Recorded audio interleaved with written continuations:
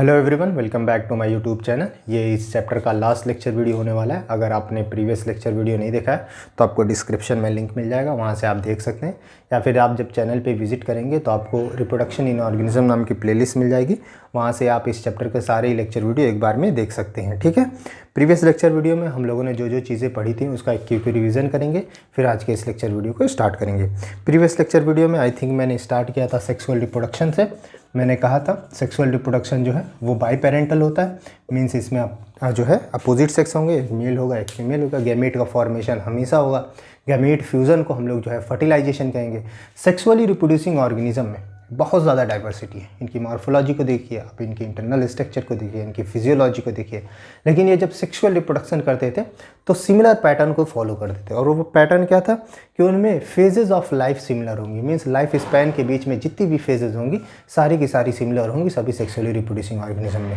और जब वो सेक्सुअल रिप्रोडक्शन करेंगे तो सेक्सुअल रिप्रोडक्शन के दौरान जितने भी इवेंट्स होंगे वो भी सिमिलर होंगे। और वो इवेंट्स क्या क्या थे? Pre fertilisation, fertilisation and post fertilisation. मैंने कहा था फर्टिलाइजेशन से पहले हम लोग जो है बोलते हैं प्री फर्टिलाइजेशन, फर्टिलाइजेशन के बाद हम लोग वर्ड यूज़ करते हैं पोस्ट फर्टिलाइजेशन।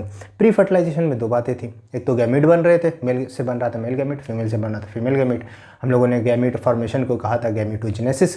फिर जो है फ्यूज़न के लिए दोनों पास पास आ रहे थे, उसे हम लोगों ने कहा था गैमेट ट्रांसफ़र। और इसी तरीके से इवेंट्स इन सेक्सुअल रिप्रोडक्शन का फर्स्ट पार्ट जो था प्री फर्टिलाइजेशन वो हम लोगों ने कंप्लीट कर लिया था। हमारा जो नेक्स्ट टॉपिक था वो था फर्टिलाइजेशन, और आज की इस लेक्चर वीडियो में हमें फर्टिलाइजेशन पढ़ना है। और जो लास्ट टॉपिक है इवेंट्स इन सेक्सुअल रिप्रोडक्शन का, दैट इज़ पोस्ट फर्टिलाइजेशन, उसे पढ़ना है और ये चैप्टर कंप्लीट हो जाएगा। इस लेक्चर वीडियो के लास्ट में मैं आपको जो है नीट के प्रीवियस ईयर के क्वेश्चन भी इस चैप्टर से रिलेटेड कराऊंगा, तो आप जो है उसे भी देखना मत भूलिएगा। ठीक है, हमारा मेन टॉपिक है फर्टिलाइजेशन। फर्टिलाइजेशन एनसीईआरटी साथ में लेके बैठिएगा, कोशिश कीजिएगा एनसीईआरटी के पॉइंट्स मिस ना हो। ठीक है, fertilisation, what is fertilisation? Fusion of male and female gamete. Fusion of male and female gamete. Male gamete और फीमेल गैमेट के फ्यूज़न को ही हम लोग जो है फर्टिलाइजेशन कहते हैं। और ये फ्यूज़न होता किस प्रकार से, ज़रा ध्यान से देखना।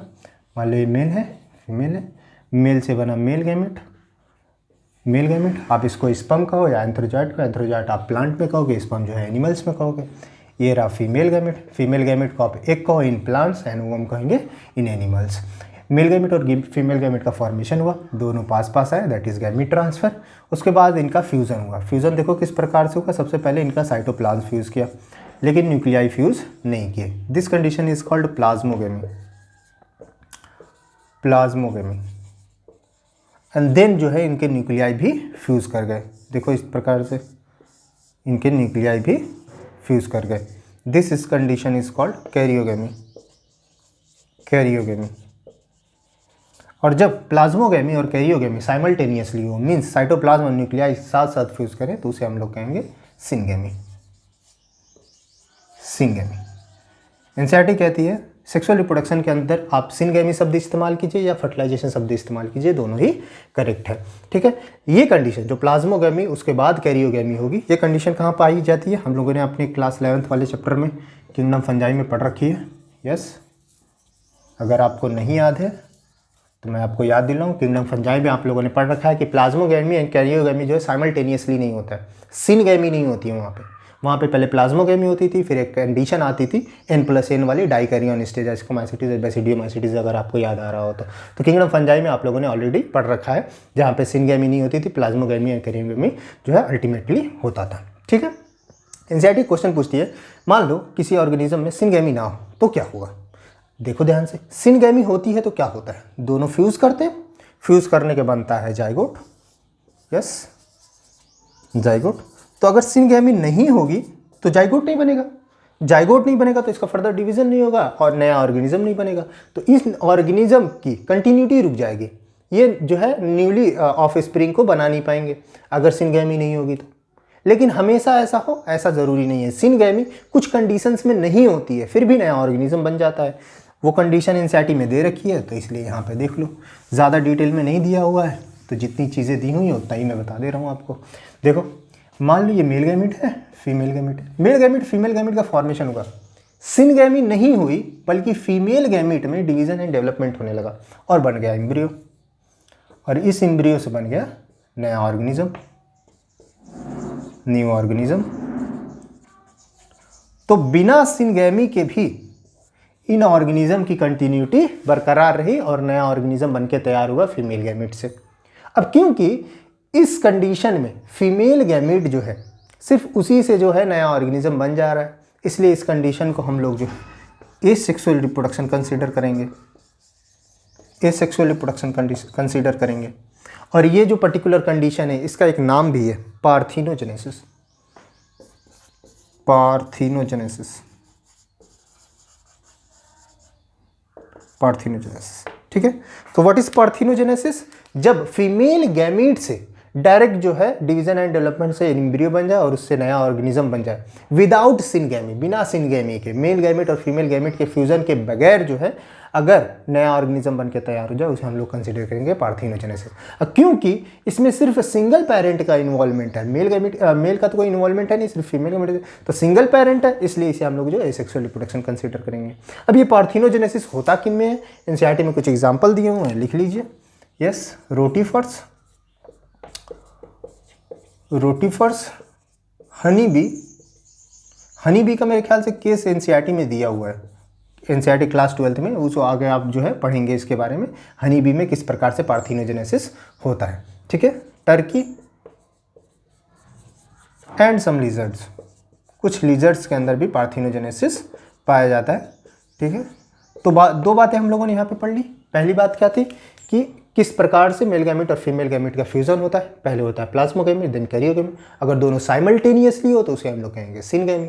और ये कंडीशन प्लाज्मोगैमी पहले हो फिर उसके बाद कैरियोगैमी हो, ये कंडीशन हम लोगों ने पढ़ी थी किंगडम फंजाई के अंदर।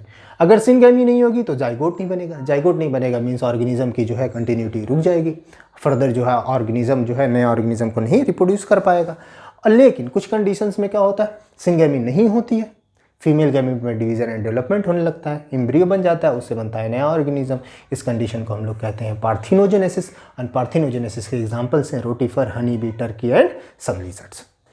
एनसीईआरटी कहती है कि ये जो आप बोल रहे हैं fusion of male gamete and female gamete that is syngamy, ये होती कहाँ पे है? So our next topic is where does syngamy occur. मैं इसे जो है इरेज कर दे रहा हूँ, साथ में लिखते रहिएगा, काफ़ी सारी बातें हैं लिखने वाली यहाँ पे और साथ में समझते भी चलिएगा। Where does syngamy occur? Our next topic is where does syngamy occur? लिखते रहिएगा साथ में, यहाँ पे थोड़ी जगह छोड़ दीजिएगा हेडिंग के लिए, मैं लिख नहीं रहा हूँ।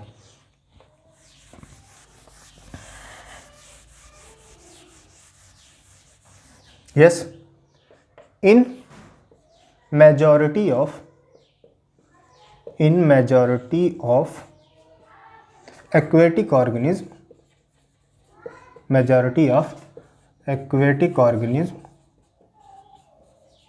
such as most of the algae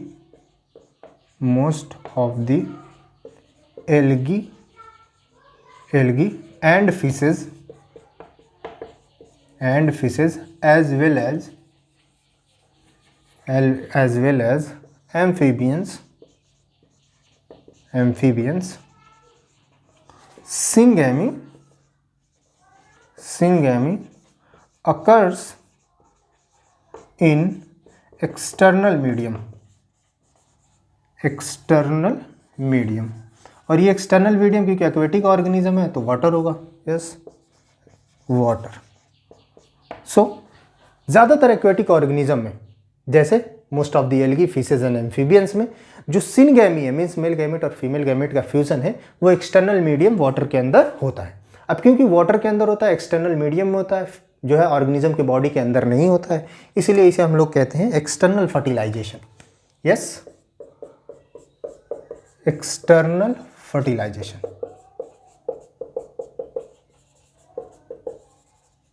अच्छा, एक्सटर्नल फर्टिलाइजेशन में एक चीज़ है कि जब ऑर्गेनिज्म का गैमेट जो है वो एक्सटर्नल मीडियम में फ्यूज करेगा तो एक्सटर्नल मीडियम में दोनों को रिलीज होने की टाइमिंग सही होनी चाहिए।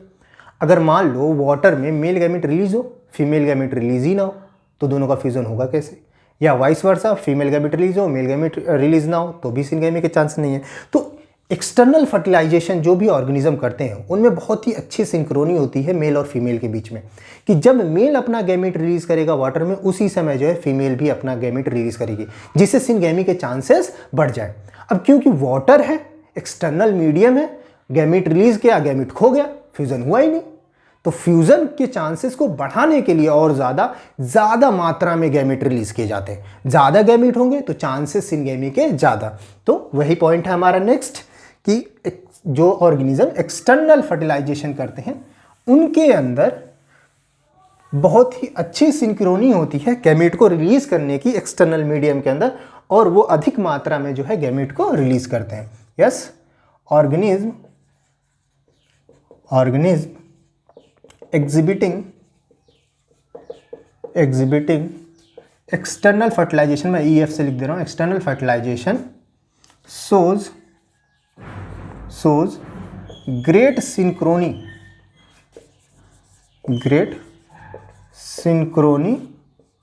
between the sexes and release large amount of gamete into the external medium, that is water, external medium that is water, to enhance the chances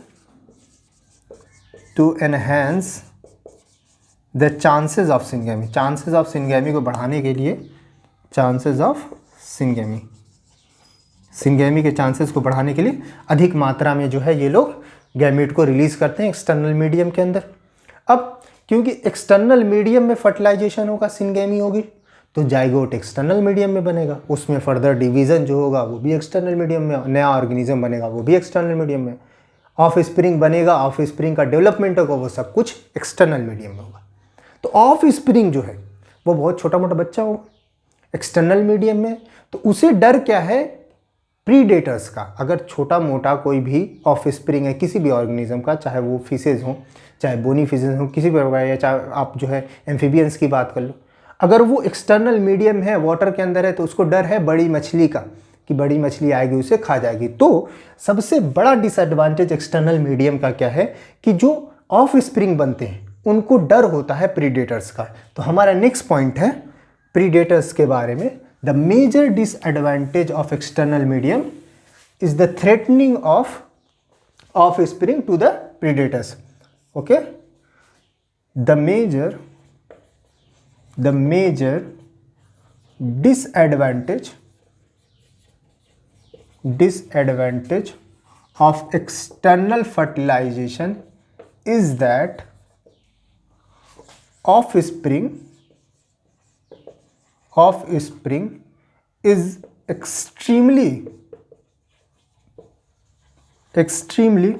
vulnerable, anxiety की line है, vulnerable to the predator threatening।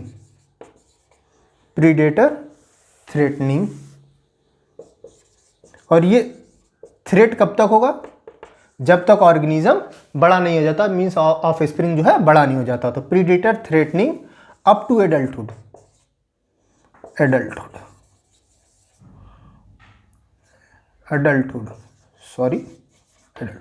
तो external fertilisation जितने भी organism करते हैं उनके of spring को एक जो है खतरा बना रहता है प्रीडेटर्स का, जब तक वो बड़े नहीं हो जाते। ठीक है, तो this is all about external fertilisation. उन ऑर्गेनिज्म में होगा जिनके जो है गैमेट का फ्यूजन जो है external medium that is water के अंदर होगा। ज़्यादातर कौन लोग करते हैं? Algae, fishes and amphibia. ठीक है, और next point is about internal fertilisation या टेरेस्ट्रियल एनिमल। यस, यहाँ पे जगह छोड़ दीजिएगा पिछली बार की तरह।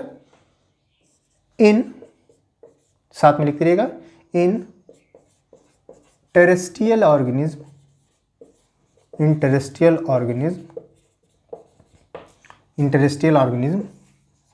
such as many of fungi animals like, अब क्योंकि फिशेज और एम्फीबिया तो निकल गए, बाकी बचे reptile, bird and mammal, reptile, mammal and bird animals and most of the plant like bryophyta, pteridophyta, gymnosperm and angiosperm। तो जितने भी टेरेस्ट्रियल ऑर्गेनिज्म है, जैसे कि most of the fungi, animals, reptile, mammals and birds, plants like bryophyta, pteridophyta, gymno and angiosperm, syngamy occurs inside the body of organism,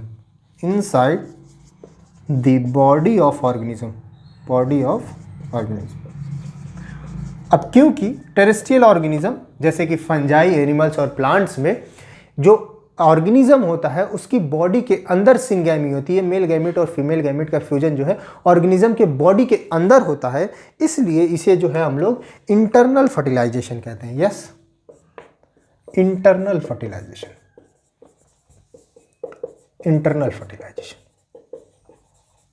और जो organism internal fertilisation करते हैं, ज़्यादातर ऑर्गेनिज्म में जो मेल गैमेट होता है वो मोटाइल होता है और फीमेल गैमेट जो होता है वो स्टेशनरी होता है, और मेल गैमेट को फीमेल गैमेट तक आना होता है, ठीक है, फ्यूजन के लिए। So our next point is, मैं इसको इरेज कर दे रहा हूँ, और नेक्स्ट पॉइंट इज, साथ में लिखते रहिएगा नहीं तो पॉइंट छूट जाएंगे, या फिर आप पॉज करते लिखते रहिएगा, ठीक है। Next point is organism exhibiting internal fertilization, मैंने EF से लिख दिया है, internal fertilization in organism exhibiting internal fertilization, male gamete is motile,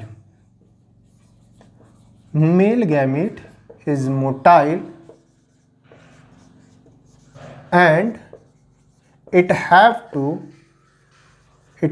to reach to the egg which is stationary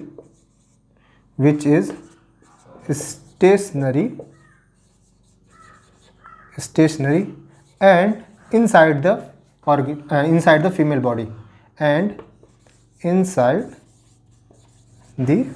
female body, female body। Okay, so ज़्यादातर internal fertilisation करने वाले organism में मैंने बताया कि मेल गैमेट जो है मोटाइल होगा, फीमेल गैमेट नॉन मोटाइल होगी। तो मेल गैमेट को फीमेल गैमेट तक पहुंचना होता है और फीमेल गैमेट जो होता है वो फीमेल बॉडी के अंदर होता है। लेकिन जितने भी इंटरनल फर्टिलाइजेशन करने वाले ऑर्गेनिज्म है, सभी में तो ऐसी कंडीशन है नहीं कि मेल गैमेट मोटाइल हो, फीमेल गैमेट नॉन मोटाइल हो। आपको याद हो जब मैंने लिखवाया था gamete formation by cell division वाला टॉपिक, वहां पे मैंने बताया था कि सारे ऑर्गेनिज्म इस कंडीशन को फॉलो नहीं करते हैं कि मेल गैमेट जो हो मोटाइल हो और फीमेल गैमेट नॉन मोटाइल हो। तो उस कंडीशन में क्या होगा, जिस कंडीशन में मेल गैमेट मोटाइल नहीं हो वहां पर जो है गैमेट का ट्रांसफर किस प्रकार से होगा, या फिर जो है सिंगैमी किस प्रकार से होगी। तो हमारा नेक्स्ट पॉइंट यही है, in seed plants like gymnosperm and angiosperm, male gamete is non-motile,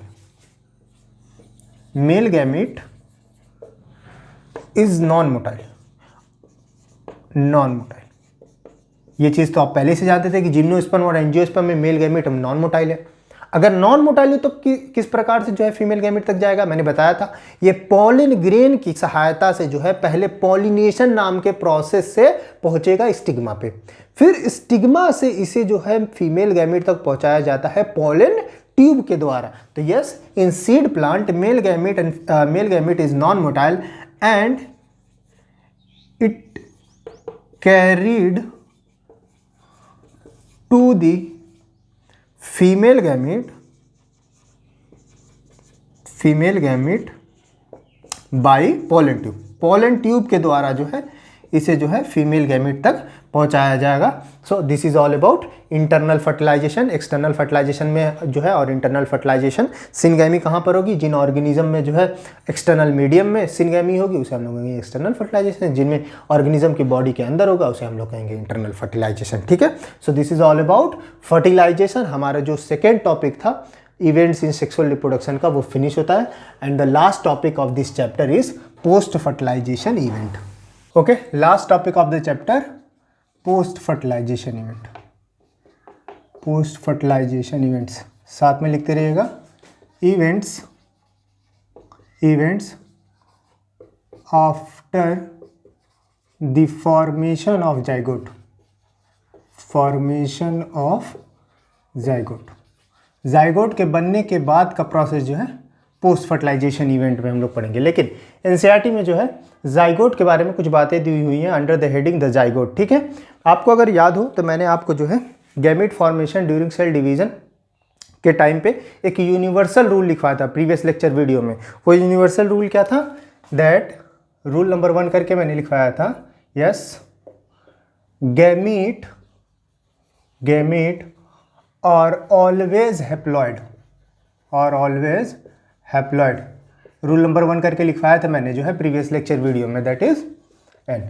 यहाँ पे मैं आपको सेकेंड रूल लिखवा रहा हूँ जो कि यूनिवर्सल रूल है सभी सेक्सुअली रिप्रोड्यूसिंग ऑर्गेनिज्म में। टोटल 3 रूल हैं। ठीक है, सेकेंड रूल यहाँ पे ही लिख लीजिए, दोनों को साथ में लिखिएगा। Yes, zygote is always diploid, always diploid. ये यूनिवर्सल रूल है, ठीक है, जो सभी सेक्सुअली रिप्रोड्यूसिंग ऑर्गेनिज्म पे अप्लाइड होगा। अब क्योंकि गैमीट हमेशा हैप्लॉइड होंगे, ठीक है, मेल गैमीट और फीमेल गैमीट दोनों ही हैप्लॉइड होंगे, तो जब दोनों फ्यूज करेंगे, जब जाइगोट बनेगा तो वो जाहिर सी बात है डिप्लॉइड होगा। हैप्लॉइड और हैप्लॉइड मिलेंगे, 2n होगा तो उसे है डिप्लॉइड बनेगा। देखो ध्यान से, ये मान लो मेल है, फीमेल है, मेल से बना मेल गैमीट, फीमेल से बना फीमेल गैमीट। आप इसे जो है या तो स्पर्म बोलिए या एंथ्रोजॉइड बोलिए, एंथ्रोजॉइड बोलेंगे प्लांट में, स्पर्म बोलेंगे मेल में। ऐसे को आप एक या ओवम बोल सकते हैं, एक बोलेंगे प्लांट में और ओवम बोलेंगे एनिमल्स में। दोनों का फ्यूजन हुआ, ठीक है, फ्यूजन होने के बाद बना जाइगोट। अब क्योंकि दोनों ही हैप्लॉइड होंगे, गैमीट आर ऑलवेज हैप्लॉइड, तो ये भी एन और ये भी एन, और ये जब दोनों फ्यूज करेंगे तो बनेगा जो जाइगोट ये हमेशा होगा 2n, दैट इज डिप्लॉइड। ठीक है, तो gamete are always haploid and zygote is always diploid. अब इस जाइगोट में फर्दर डिवीजन होगा, डिपेंड करता है कि इस स्पेसीज की जो है लाइफ साइकिल किस प्रकार की है। मान लो इसमें माइटोसिस हुआ तो बन गया एम्ब्रियो, और इस एम्ब्रियो से बना न्यू ऑर्गेनिज्म। ठीक है, ध्यान से देखना जरा, इस स्पेसीज के लिए ये जो नया ऑर्गेनिज्म बना है ये इसकी सेकेंड जनरेशन होगी इस स्पेसीज की। यस, क्योंकि फर्स्ट जनरेशन क्या होगी, इसके पेरेंट्स होंगे, this is the second generation of this species, और उसके पेरेंट्स जो होंगे वो क्या होंगे, फर्स्ट जनरेशन होंगे इस स्पेसीज के। तो ध्यान से देखो, जाइगोट जो है वो इन दोनों जनरेशन के बीच की क्या है, लिंक है। Yes, our first point is write down, zygote is the vital link between two generation of any species and it maintain the continuity of species, continuity of species। ठीक है, अब क्योंकि सेक्सुअली रिप्रोड्यूसिंग ऑर्गेनिज्म जितने भी होते हैं सब में जो है गैमेट फ्यूजन जरूर होगा, क्योंकि गैमेट फ्यूजन ही तो डिफाइन करता है सेक्सुअल रिप्रोडक्शन को। तो अगर गैमेट फ्यूजन होगा तो जाइगोट जरूर बनेगा। तो जाइगोट जो है वो जो है फर्स्ट साइन होता है किसी भी सेक्सुअली रिप्रोड्यूसिंग ऑर्गेनिज्म का। मींस जितने भी सेक्सुअली रिप्रोड्यूसिंग ऑर्गेनिज्म में सबने अपनी लाइफ यहां से स्टार्ट की है, एक सिंगल सेल जाइगोट से। ठीक है, तो हमारा नेक्स्ट पॉइंट वही है, लिखते रहिएगा। Yes, all sexually reproducing organism, all sexually reproducing organism including human being including human beings begin their life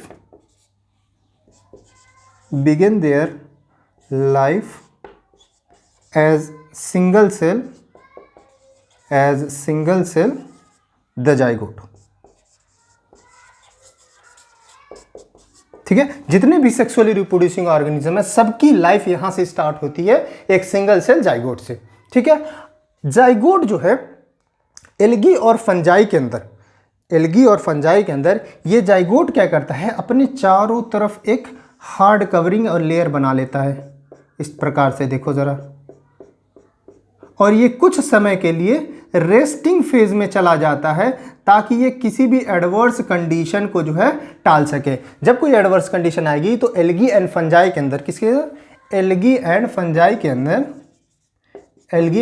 के अंदर जाइगोट के चारों तरफ एक हार्ड लेयर कवरिंग बन जाएगी, जिससे जो है ये एडवर्स कंडीशन को रेजिस्ट कर सके, और एडवर्स कंडीशन जाने पर ये जो है फिर फर्दर जो है जर्मिनेट या डिवीजन करेगा।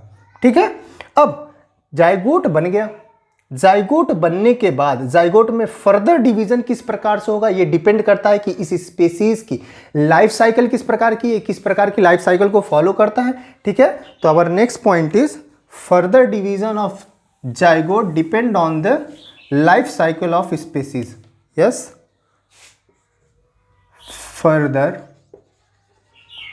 Further development of zygote depends upon the life cycle of the organism। Organism की लाइफ साइकिल पे डिपेंड करेगा कि इस जाइगोट का फर्दर क्या होगा। मान लो ये स्पीसीज जो है हैप्लॉन्टिक लाइफ साइकिल को फॉलो करता है, मींस हैप्लॉइड है, तो इस जाइगोट के अंदर मियोसिस होगी। आपने क्लास 11th में जो है पढ़ रखा है haplontic life cycle, diplontic life cycle, haplodiplontic life cycle. तो हैप्लॉन्टिक अगर लाइफ साइकिल होगी तो इस जाइगोट में मियोसिस होगा, बनेंगे स्पोर, और फिर वो जो स्पोर होंगे वो हैप्लॉइड होंगे। मान लो, ध्यान से देखो यहाँ पे, मान लो यहाँ पे हुई, ये एम्ब्रियो नहीं बना, यहाँ पे हो गई मियोसिस, यहाँ हो गई मियोसिस, तो बन जाएंगे ढेर सारे स्पोर। अब क्योंकि ये जाइगोट तो हमेशा डिप्लॉयड होगा, तब मियोसिस होने पे तो रिडक्शन डिवीजन होता है, तो ये होंगे सारे के सारे हैप्लॉइड, और ये फिर फर्दर जर्मिनेट करेंगे, नया ऑर्गेनिज्म बन जाएगा। एनसीईआरटी कहती है कि आपने क्लास 11th में जो डिप्लॉन्टिक लाइफ साइकिल और हैप्लोडिप्लॉन्टिक लाइफ साइकिल पढ़ी है उसका भी जो है आप एक मरतबा रिवीजन कर लीजिए कि किस प्रकार से उनमें जाइगोट के अंदर मियोसिस होगी। अगर डिप्लॉन्टिक लाइफ साइकिल होगी, यहाँ पे अगर डिप्लॉन्टिक लाइफ साइकिल होगी स्पीसीज की, जाइगोट बनेगा, जाइगोट में होगी माइटोसिस होगी तो एम्ब्रियो बनेगा, एम्ब्रियो फिर फर्दर जर्मिनेट करेगा, नया ऑर्गेनिज्म बनेगा। ठीक है, तो this is all about zygote. ठीक है, और एक यहाँ पे रूल है वो भी आप लिख लीजिए, रूल नंबर 3 यहीं पे लिख लीजिएगा जहाँ पे ये दोनों लिखा है। रूल नंबर 3, जब आप क्लास 11th में आप जो है लाइफ साइकिल को रिवाइज करेंगे तो वहां पर इस तीनों चीज़ों को आप ध्यान से देखिएगा, ये सारी चीज़ें जो है सभी सेक्सुअली रिप्रोड्यूसिंग ऑर्गेनिज्म पे फॉलो होंगी। 3rd पॉइंट क्या है, मियोसिस अकर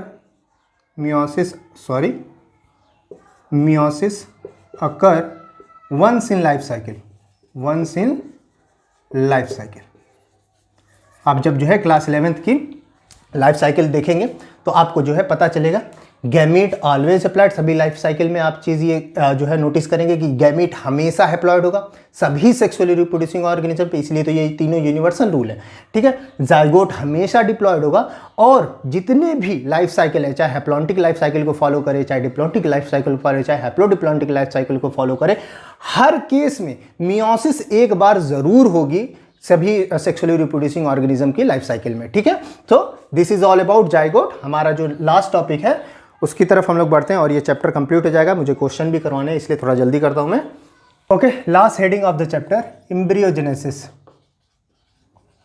एम्ब्रियोजेनेसिस। यस, साथ में लिखते रहिएगा, the process of formation of embryo from the zygote. Zygote से एम्ब्रियो बनने के प्रोसेस को ही हम लोग जो है एम्ब्रियोजेनेसिस कहते हैं। और ये प्रोसेस में होता क्या है, यस, in embryogenesis,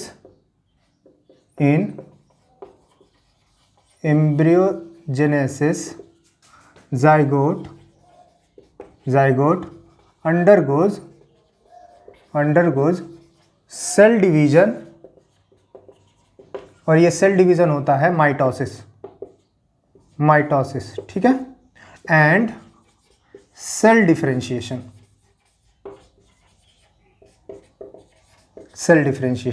तो एम्ब्रियोजेनेसिस के दौरान जाइगोट में जो है सेल डिवीजन और सेल डिफरेंशिएशन होने लगता है। और ये सेल डिवीजन क्या करता है? Yes, cell division increases number of cells in developing embryo। तो डेवलपिंग एम्ब्रियो में जो है नंबर ऑफ सेल्स को बढ़ाने के लिए सेल डिवीजन होने लगता है जाइगोट के अंदर, ठीक है। और सेल डिफरेंशिएशन क्या करता है? मैं CD से लिख रहा हूं। Cell differentiation helps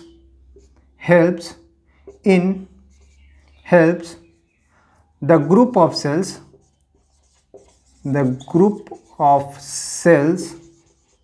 to undergoes certain modification to form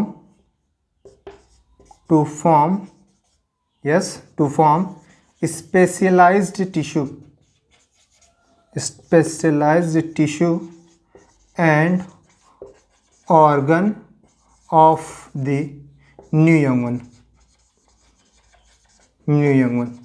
ठीक है। तो सेल डिवीजन एम्ब्रियोजेनेसिस के अंदर जाइगोट में सेल डिवीजन और सेल डिफरेंशिएशन होने लगता है। और सेल डिवीजन जो है वो जो डेवलपिंग एम्ब्रियो हो उसमें नंबर ऑफ सेल्स को बढ़ाने के लिए सेल डिवीजन होता है। और सेल डिफरेंशिएशन क्या होता है? ग्रुप ऑफ सेल्स को जो है मॉडिफाई करता है ताकि जो है वो नए स्पेशलाइज्ड टिश्यू को बना सके और जो है नए ऑर्गन्स को बना सके न्यू यंग वंस के लिए, ठीक है। ये थी बातें एम्ब्रियोजेनेसिस से रिलेटेड जो एनसीईआरटी में दी हुई है। एनसीईआरटी लास्ट पैराग्राफ में कुछ और भी बातें दी हुई हैं, उससे भी डिस्कस कर लेते हैं यहाँ पे। यस, एनिमल्स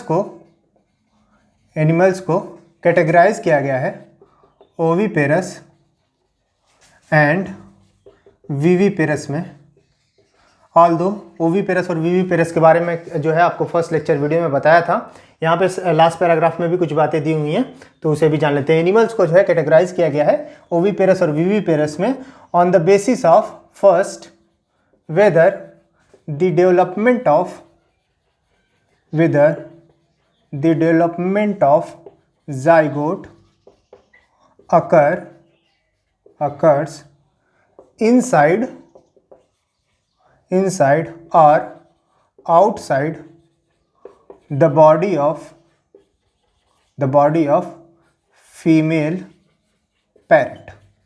तो फर्स्ट बेसिस ये है कि जाइगोट का डेवलपमेंट जो है वो फीमेल पेरेंट के बॉडी के अंदर होता है या पेरेंट बॉडी के बाहर होता है। अगर पेरेंट बॉडी के अंदर होगा तो उसे हम लोग विविपेरस कहेंगे, और अगर पेरेंट बॉडी के बाहर होगा तो उसे हम लोग जो है ओविपेरस कहेंगे, ठीक है। सेकेंड बेसिस क्या है? Yes, whether they lay fertilized या अनफर्टिलाइज्ड एग और give birth to new young one. So animals को कैटेगराइज किया गया है ओविपेरस और विविपेरस में ऑन द बेसिस ऑफ कि उनके अंदर जाइगोट का डेवलपमेंट फीमेल पेरेंट के बॉडी के अंदर होता है या फीमेल पेरेंट बॉडी के बाहर होता है। अगर अंदर होगा तो उसे हम लोग विविपेरस कहेंगे, और अगर बाहर होगा तो उसे हम लोग जो ओविपेरस कहेंगे, ठीक है। और दूसरे जो बेसिस है कि वो जो है एग लेइंग करते हैं या फिर न्यू यंग वन को बर्थ देते हैं। अगर एग लेइंग करेंगे तो ओविपेरस कहेंगे, और जो है न्यू यंग वन को जन्म देंगे या बर्थ देंगे तो उसे हम लोग विविपेरस कहेंगे, ठीक है। ओविपेरस के बारे में एक और बात, yes, in reptiles and birds, in reptile and bird the fertilized egg is covered with covered with hard calcareous cells, hard calcareous cell। ठीक है, आपने अंडा देखा जो है, बर्ड का अंडा देखा हो या फिर जो आपने मुर्गी का अंडा देखा होगा, उसके चारों तरफ जो है ऊपर जो है एक मोटी सी जो है जिसको हम लोग खोखलाई बोलते हैं, वो वाइट कलर की जो कैल्केरियस सेल्स होती हैं वो सारे रेप्टाइल्स और बर्ड्स के अंदर होती है। ठीक है, और ये जो फर्टिलाइज्ड एग है ये इन्वायरमेंट के अंदर जो है ले कर दिया जाता है किसी भी सेफ जगह पे, और कुछ समय तक टाइम के लिए उसमें इंक्यूबेशन होता है। इंक्यूबेशन के बाद जो है वो जो कैल्केरियस सेल है उसको हैच करके न्यू यंग वन जो है बाहर आ जाता है इन ओविपेरस कंडीशन।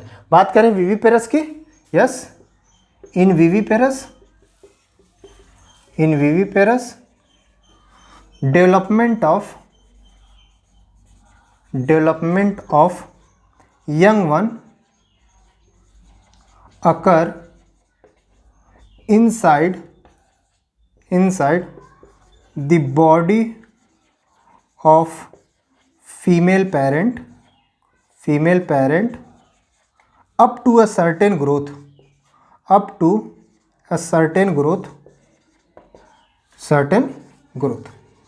एक सर्टेन ग्रोथ तक जो है जो न्यू यंग वन है विविपेरस के अंदर उसका डेवलपमेंट फीमेल बॉडी के अंदर होता रहता है, और जब उसकी पूरी ग्रोथ अच्छे तरीके से हो जाती है तो जो है उसे डिलीवर आउट कर लिया जाता है फीमेल बॉडी के अंदर। तो this is all about animals, oviparous and viviparous. Oviparous में या तो जो है जाइगोट का डेवलपमेंट जो है फीमेल बॉडी के बाहर होगा या फिर जो है ये एग लेइंग करेंगे। विविपेरस के अंदर जो है फीमेल बॉडी के अंदर जाइगोट का डेवलपमेंट होगा और ये न्यू यंग वन को जो है बर्थ देंगे। ओविपेरस के अंदर रेप्टाइल्स और बर्ड्स में खास करके जो इनका फर्टिलाइज्ड एग होता है उसके चारों तरफ कैल्केरियस सेल्स पाई जाती हैं, और ये जो एग होता है इसको जो है इन्वायरमेंट में जो है ले कर दिया जाता है कुछ पीरियड के लिए, और जो बर्ड होती है या फिर जो रेप्टाइल होता है वो इंक्यूबेशन करता है एक सर्टेन पीरियड ऑफ टाइम के लिए। इंक्यूबेशन के बाद जो है इसमें से क्या बोलते हैं एग से जो है new young one hatch out कर जाता है और बाहर आ जाता है। विविपेरस में जो है न्यू यंग वन का डेवलपमेंट जो है फीमेल बॉडी के अंदर होता है। फीमेल बॉडी के अंदर जो है एक सर्टेन पीरियड ऑफ टाइम के लिए रहता है जब तक उसकी जो है पूरी तरीके से ग्रोथ नहीं हो जाती, और पूरी तरीके से ग्रो करने के बाद इसे जो है डिलीवर आउट कर लिया जाता है। अच्छा, विविपेरस में जो है क्योंकि न्यू यंग वन का डेवलपमेंट जो है वो फीमेल बॉडी के अंदर होता है तो इसमें जो है बेटर जो है प्रोटेक्शन होता है, बेटर एम्ब्रियोनिक केयर होती है, जिसकी वजह से विविपेरस कंडीशन में यंग वन के जो है सर्वाइवल के चांसेस ज़्यादा होते हैं एज कम्पेयर टू ओविपेरस। ठीक है, ये सारी बातें थी जो है एनिमल से रिलेटेड। प्लांट्स की बात करें, यस, बात करें प्लांट्स की, स्पेशली फ्लावरिंग प्लांट की। तो फ्लावरिंग प्लांट के अंदर जाइगोट का फॉर्मेशन और जाइगोट का डेवलपमेंट दोनों ही ओव्यूल के अंदर होता है। Yes, zygote formation and development occurs inside the ovule। ध्यान से देखो, ये रहा हमारा ओव्यूल, ठीक है, ये रहा ओव्यूल। अब मेल गैमेट और फीमेल गैमेट यहीं पे फ्यूज करेंगे और यहीं पे जो है जाइगोट बनेगा। जाइगोट का डेवलपमेंट भी यहीं पे होता है। ठीक है, तो जाइगोट जब बन जाता है तो उसमें फर्दर सेल डिवीजन होगा और सेल डिफरेंशिएशन होगा और बन जाएगा जाइगोट एम्ब्रियो में, जाइगोट कन्वर्टेड इनटू एम्ब्रियो। और ये जो ओव्यूल है ये पूरा का पूरा ओव्यूल कन्वर्ट हो जाता है सीड में। ओव्यूल जो है कन्वर्टेड इनटू सीड, और ये जो ओव्यूल जिस ओवरी के अंदर होगा वो ओवरी कन्वर्ट हो जाएगी फ्रूट के अंदर। तो ओवरी कन्वर्टेड इनटू फ्रूट, ठीक है। So this is all about this chapter. Congratulation, हमारा फर्स्ट चैप्टर जो है वो कंप्लीट हो गया। क्लास 12th एनसीईआरटी बायोलॉजी के फर्स्ट चैप्टर जो था रिप्रोडक्शन इन ऑर्गेनिज्म यहीं पे कंप्लीट होता है। मैंने प्रॉमिस किया था कि मैं जो है लास्ट में क्वेश्चन भी कराऊंगा, लेकिन वो इस वीडियो में नहीं हो पाएगा। मैं आपको सेपरेट वीडियो बना करके जो है इस चैप्टर के जितने भी नीट में क्वेश्चन आए हुए हैं प्रीवियस ईयर्स में उसके एक सेपरेट वीडियो बना करके अपलोड कर दूंगा, जो वीडियो बहुत जल्द आ जाएगी। आप जो है जब प्लेलिस्ट में चेक करेंगे तो वहाँ पर आपको वो वाली वीडियो भी मिल जाएगी। Thank you. आपने जो है इस चैप्टर को मेरे साथ पढ़ा। अगर आपको जो है पसंद आया तो चैनल को सब्सक्राइब कर लीजिए, अपने फ्रेंड्स के साथ शेयर कीजिए। Thank you, good luck, bye bye.